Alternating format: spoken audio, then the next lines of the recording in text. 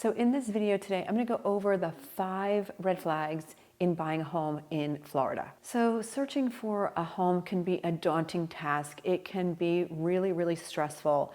And I'm here to tell you that no matter how much you're stressing, you don't want to settle and you don't want to make a mistake. And there are some homes that you should be leery of buying. Hey, my name is Laurie Rose. Welcome to my channel. And if you've been here before, welcome back. So let's get started. And here is red flag number 1. Red flag number 1 is homes with flat roofs. So there aren't many homes in Florida with flat roofs, but you might come across one. And here are some reasons why it might not be the best idea to buy a house with a flat roof. So a flat roof is more prone to hurricane damage than a pitched roof, and you might find that insurance companies won't issue a policy for a home with a flat roof, or if they do, it's going to be more expensive than your neighbor's house with the pitched roof. And this is something I didn't know originally, was that a flat roof will actually hold more heat than a pitched roof, so your air conditioning bills may be higher with a flat roof. If you fall in love with a flat roof home, it's not the end of the world.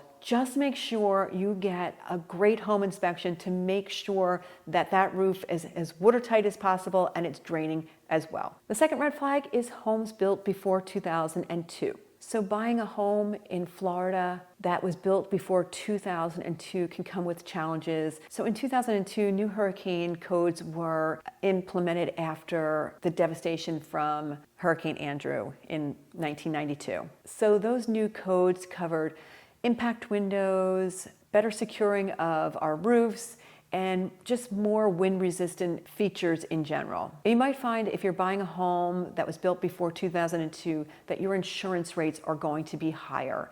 And that's just because they don't have the built-in hurricane features that newer homes have now. So other things that happen when you buy an older house is the fact that they may not be as energy efficient as a newer house, so it may cost you more in your utilities. Your appliances, your roof, your electrical, and your plumbing may be coming to that end of life expectancy, so you may be replacing those sooner than you thought. Older homes are more prone to leaks and molding issues. And the other thing is resale value on an older home can be a little bit less than a newer home because most people like to buy new and shiny things. So if you're like me and you fall into the category of purchasing an older house or falling in love with an older house, you just want to do your due diligence again before you purchase your home.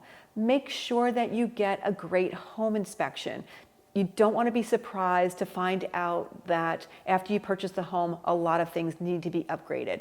Also, ask the owners if they have a wind mitigation report. Most people will have one of these reports. It lets you know how resilient your house is to hurricanes.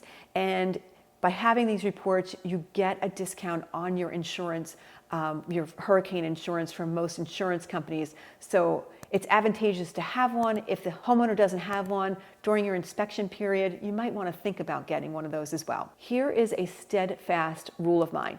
Do not buy a home without seeing the seller's disclosure first. You want to know the history of that home.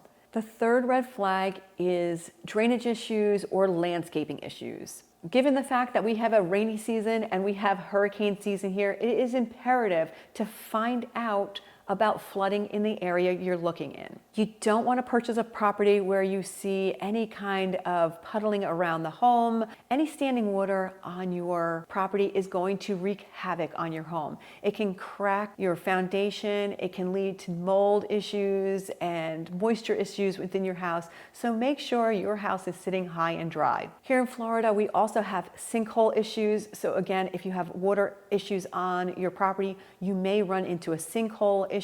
And the yucky thing about having water in your yard is it can help with breeding mosquitoes, which you definitely don't want to do around here. So you look at a piece of property, it's in the middle of the wintertime and it's high and dry, and you don't have any idea that you might be buying a home that could flood.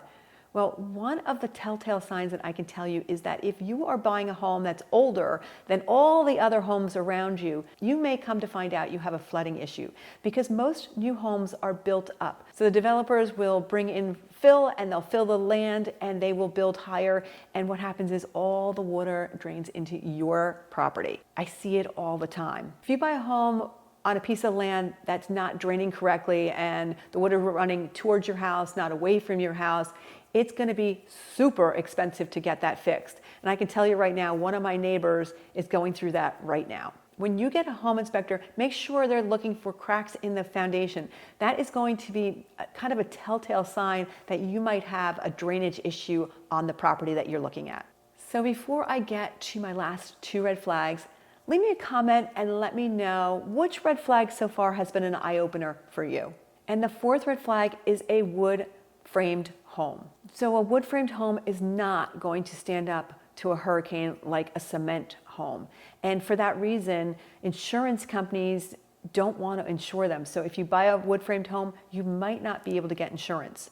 And then you've got issues with termites. We have termites here, and I see houses tented all the time. The wood is more susceptible to rot, so you'll have to have more maintenance on a wood-framed home. And of course, wood can burn, so they're susceptible to fire as well. For all these reasons, your resale value is going to be less than a cement house. So I would definitely steer clear of a wood-framed house. And the 5th red flag is buying in a flood zone or coastal area. And of course, people do buy homes along the coast and along the water in flood zones. You just have to be really, really aware of where you're buying and what you're buying. Up until 2020, I lived in a flood area in a flood zone. And I was lucky enough not to have any flooding while I was there. But since Hurricane Ian, that home was flooded in Ian, had 4 feet of water, and it was torn down. And that area has flooded this year with Milton and Helene. So you really have to be aware of what your tolerance is when it comes to flooding. Be aware of the properties that say wetlands. You have a lot of regulations that go along with purchasing a home that has been designated a wetlands area. In both our flood zones and our wetlands area, your insurances are going to cost you a lot more than they would if you were not in a flood zone. So take that into consideration. And if you live in a flood zone and you do have flooding during a hurricane, that can be devastating to your pocketbook. You know, if you want to live by the beach or you want to live on a canal, just make sure that you understand the financial situation of it all. You might find yourself spending more money on insurance. You may find yourself having to evacuate, and you may find yourself with no home after the hurricane.